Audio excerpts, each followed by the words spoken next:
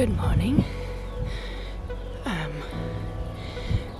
As you can see, I'm on the top of a mountain because I'm at our local coffee club, which I will translate for you, where we come every Sunday to have coffee. But I don't drink coffee, so I bring tea. But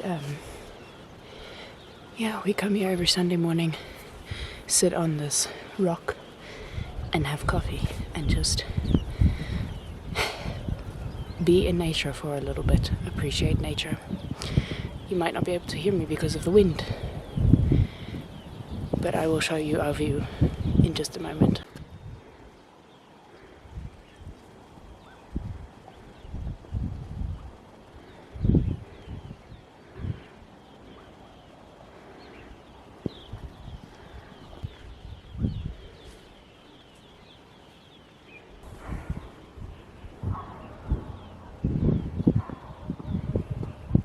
Hello, Max.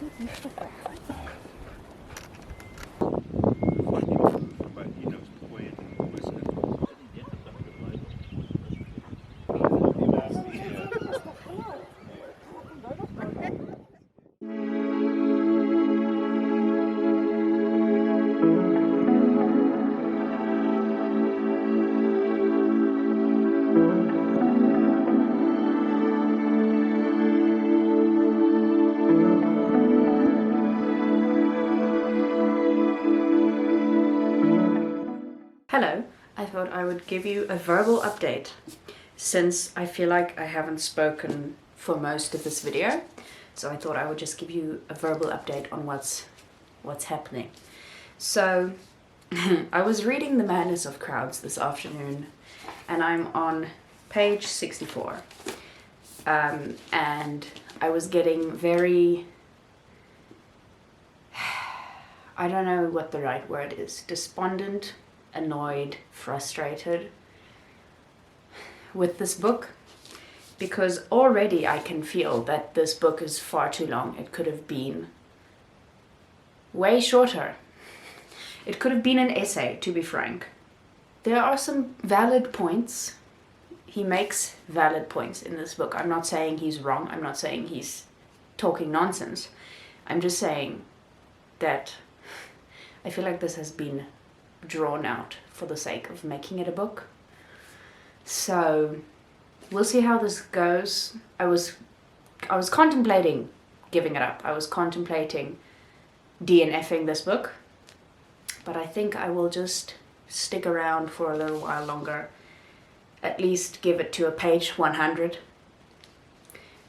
which is basically the end of the next chapter. I'll read the next chapter, and if I'm still not feeling vibe by that time, I will DNF this book, because I feel like a lot of the points that he makes in this book I already agree with, so it's like confirmation bias. So I feel like there's not really an educational reason for me to read this book, because I already agree with most of what he's saying. But we'll see how that changes. Maybe it won't change, maybe it will change.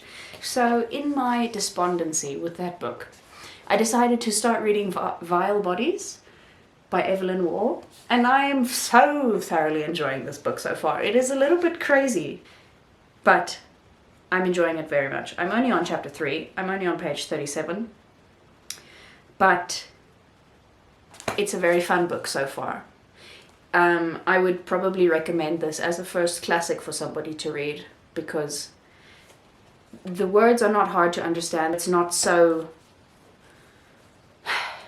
you know, high-flown language that you wouldn't be able to understand it if you, A, were not English speaking natively. What's the word? If your mother tongue is not English, you would still be able to understand this book, and I feel like you would also still be able to enjoy it, because it's a fairly simple idea, or a fairly simple story so far. So, and I don't think there's really a point to the story so far, but it's just a very fun romp, if you will. I'm gonna continue reading, and I shall check back in with you again when some time has passed and I have read some more and I have some more interesting opinions to share with you.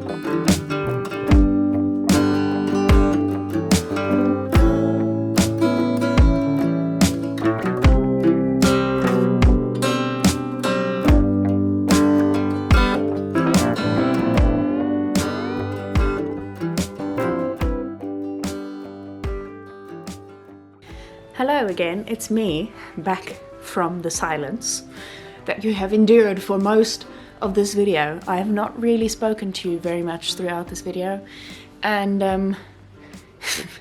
I want to apologize for it, but also I don't know if it makes that much of a difference to you. If you would like to tell me, you can let me know in the comments whether you prefer the reading vlogs I've done in the past, where I sort of check back in with you more often, tell you what I'm doing, tell you what I'm reading, or if you prefer this kind of style of more captions on the screen kind of style, or if you prefer me to check back in with you, actually verbally speak to you more often. But I feel like I ramble a lot when I do that, so I am... Also, I didn't realize that I had gone such a long time without speaking to you for the first part of this video. I really thought I had done a whole introduction saying, hello, this is a reading vlog, this is what we're doing. Apparently I didn't. But anyway, this is the end of the reading vlog, so at least I'm giving you an outro. I am just coming here to check back in with you again at the end of the video to tell you what I've read. Somebody is dropping something in the alley behind my house. Tell you what I've read, tell you how I'm going with the books that I'm currently reading, and all that jazz. So, at the very beginning of this video, you only saw one clip of me reading Sweetbitter, because I finished this book quite a while ago now. This video has taken me like a month to make, which is fine, because I like being able to talk to you about more than just one book that I haven't even finished reading in one reading vlog, you know? So I put down Sweetbitter. I didn't even... I feel like my brain is not with me all of the time today.